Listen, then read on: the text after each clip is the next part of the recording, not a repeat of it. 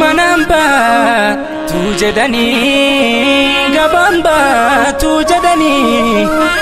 koyantalo kanse gutundumai kanse gutunduma namanna tu jedani malwaya ko inode sandugumamo sifan ko pagumgumano sifan ko pagumgumano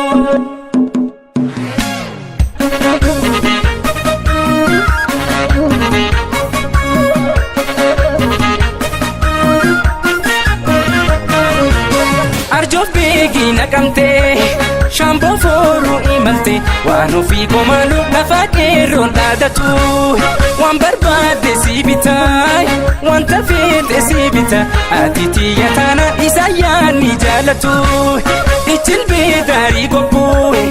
ichil bedari gobu marole komalo yazinar sararai sitopsi kena godu sitopsi kena godu wano fi komalo me waltana baranai jarsisa wan yafate marole komalo direto fedechisai wainama wal jalate wano fi komalo ijarrati beksisai amaya bullo boshe kulani ko amaya bullo boshe kulani ko gufaya karagimbi baretu tikorose kulani ko baretu tikorose kulani ko malwaya magaltiti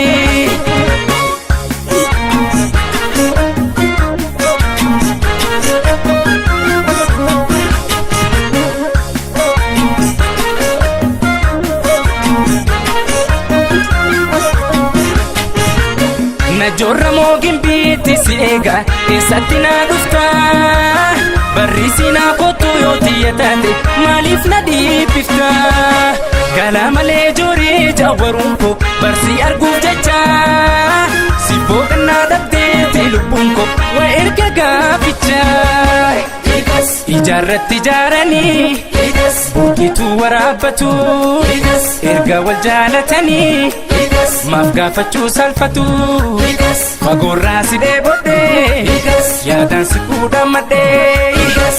le bu andamne no ko sigotte untu mucha walaga nawerat yanike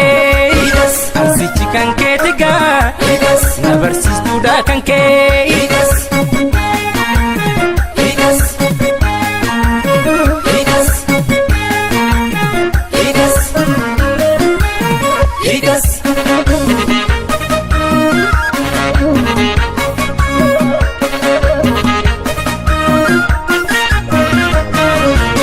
arjof begi nakamte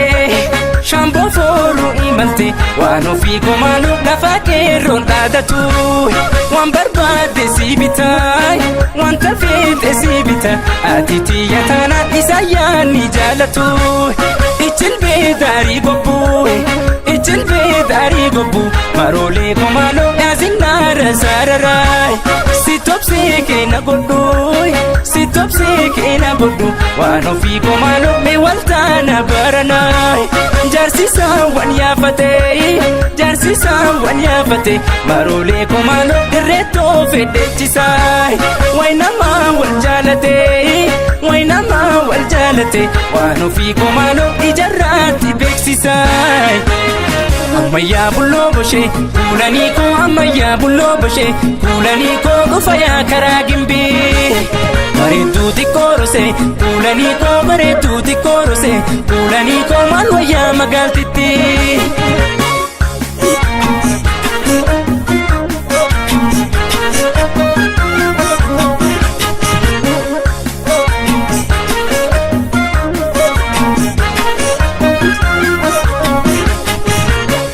jorra mogin biti siega esatina dufta barisina kotu yoti yatate malif nadi pifta kala male jori jawarunko barsi arguf jecha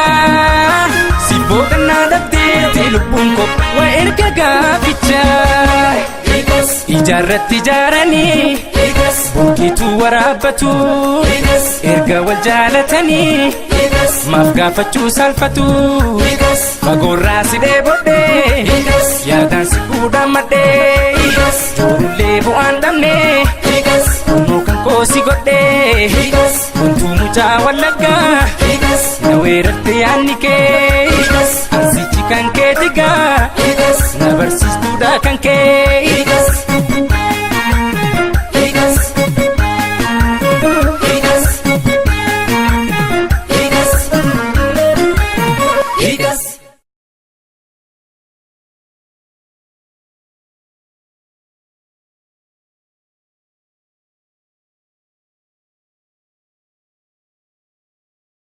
Aya Studio.